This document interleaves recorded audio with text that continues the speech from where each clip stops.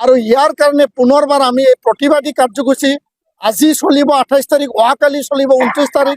ইয়াৰ পিছত কালি আমি ঘোষণা কৰিম যে আগন্তুক আন্দোলন কেনেকুৱা হ'ব।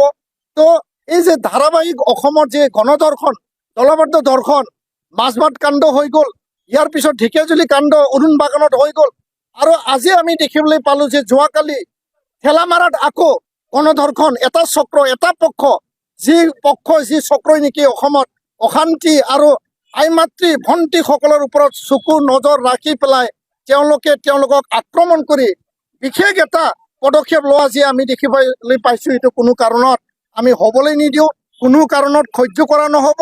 ৰাইজ আইন হাতত তুলি ল'ব লগা হৈছে, সেই পৰ্যায়ত যাতে কেতিয়াও নাযায়, আৰু ইয়াৰ কাৰণে অসম চৰকাৰ সজাগ সচেতনতাৰে কাম কৰিব লাগে। আমাৰ দাবীক লৈ আমি অটল, কোনো কাৰণত আমি বিচলিত নহওঁ।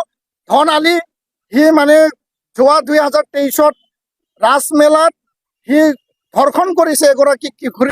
जों बर'फोरनि बर' दैदेनगिरिनि दानि थासारियाव लेथेर फिथेर जानानै गावजों गाव नासयलायनानै गावनि मुलाम्फाखौल' गावनि स्वार्थखौ फुरायनो थांनायखौ जों बाव नुनो मोनदों। एबा खैसारि आरो मोनसे षड़यन्त्रजों बिथांखौ जोबथेनाय बायदि जों नुनो मोनो।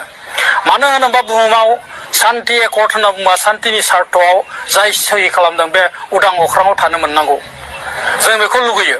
मानोना जुदि सासे मानसिया, सासे सुबुङा जुदि गमामायैनो एनडिएफबिनि जिथुनिखि गायसनगिरि आफादगिरि रन्जन दैमारिया जुदि बेखौ जुदि सिगाङाव लवार कर्टआ बारदिखौ खानानै जुदि बेखौ लाइफ टाइम सेन्टेन्स होदोंबा गतिके बेखौ बख'नो नाङामोन।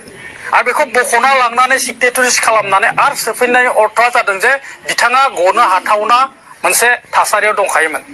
सिगनेटारिसफ्रा दिनै हम मिनिस्टारजों रायज्लायनानै बिथांनि जिथुनिखि साजा होनाय बे साजाखौ सावरायफिननानै बिथांमोना बख'नायनि दिनै गोख्रों राहा लानांगौमोन। आरो जों सानो जुदि सिगनेटारिसफ्रा जुदि सान्तियानो सान्ति जायाखैब्ला दिनै बिथांमोना माबोरै सान्ति एकर्ड होनना गनायना लानो हाखो।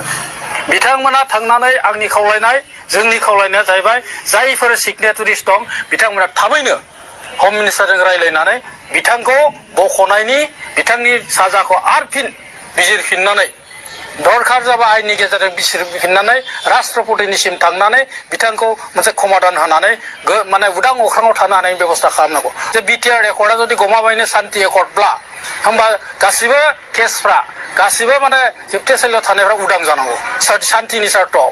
खिन्थु दिनै जों शान्ति नुनो मोनाखै।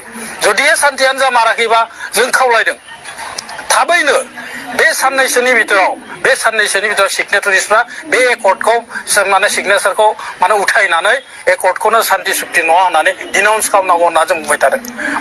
दिनै फेरेंगा मोना जिबायदि एखेबारे लाव बेखौ तरल बक्तब्य होनना बुङो, जिबायदि गावनि स्वार्थ, गावनि सियारखौल' बासायनो थांनानै माखासे जाथावै आदजाथारि बाथ्रा बुंनानै दायनिफ्राय एरायनो नागिरदों। बे मोनसे लाजिथावना आरो दुखुनांथाव बाथ्रा जादों आरोखि।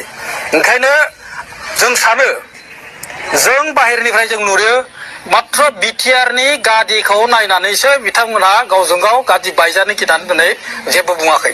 खारन बिसोरो इतिमध्ये सेन्ट्रेल गभर्नमेन्ट, स्टेट गभर्नमेन्टआ मोजां सानदोंब्लाबो जोंनि मानसिफ्रासो गाज्रि होनना जों बुंनो सानदों। हिमन्त बिश्व शर्माखौ सोंनायाव नोंथांमोना जेलाव थानाय एनडिएफबिनि फाउन्डार प्रेसिडेन्ट रन्जन दैमारिखौ माबोरै बहनना लांनानै सिगनेटारिस खालामहोखो होनना बुंनायाव बिथाङा होनदोंमोन जे रन्जन दैमारिनि सायाव केस होनाया गभर्नमेन्टनिसो आर्जि, गभर्नमेन्टआ गोसो जायोबा बिनि केसखौ बिजिरनो हायो होननानै खोथा मोनसे मिडियानि सिगाङाव बुंदोंमोन। जों दाबो गोसोआव दं। आरो बे मिडियाखौ नंखाय नुदोंबा बै समनि होनाय बिनि जिथु बाइटखौ नायबा जों नुनो मोनो।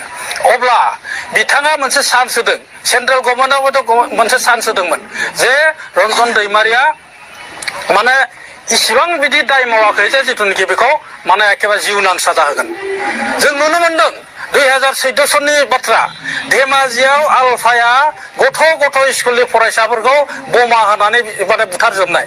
होमब्ला दिनै बै समनि गथ'फोरनि जिउखौ फोजोबस्रांनायाव दिनै बिनि चार्जसिटबो गैया, बै समनि माबाबो गैया। जे रन्जन दैमारिखौ बे समाव बांलादेशआव थानायखौ बिथाङा जे बाव इनभल्भ दं होननानै बिदि मोनसे साफिसियेन्ट डकुमेन्टसबो गैया। अब्ला जों नुदों जे बाव जोंखौ बिमा गदायनि मेगनजों जों नायनायखौ नुनो मोनदों। जोंनि सायाव, बर'नि सायाव दिनै थार बिजिरनाय मोनाखै। बिनिखायनो जों खावलायनो गोजोन सुक्तिनि सार्थआव बेखौ नायबिजिरफिननानै बिथांखौ माने उदां नख्राङाव थानो हानायनि बेबस्था खालामनांगौ आरो नङाब्ला दिनै बिथांमोनहा जायफोरनि सिगनेटारिस दं बे सिगनेटारिसफ्रा रिजाइन होजोबनांगौ सेल गोथां होननानै माबाया बुंबाय थायो फेरेंगाया ना गावसोरनो माबा सेल गोथां दिनै बुंनो थाङो जे बिटिआरनि चिफ प्रमद बर' मालाबा बिनो बिएससि पास होनो मालाबा एमएससि पास होनो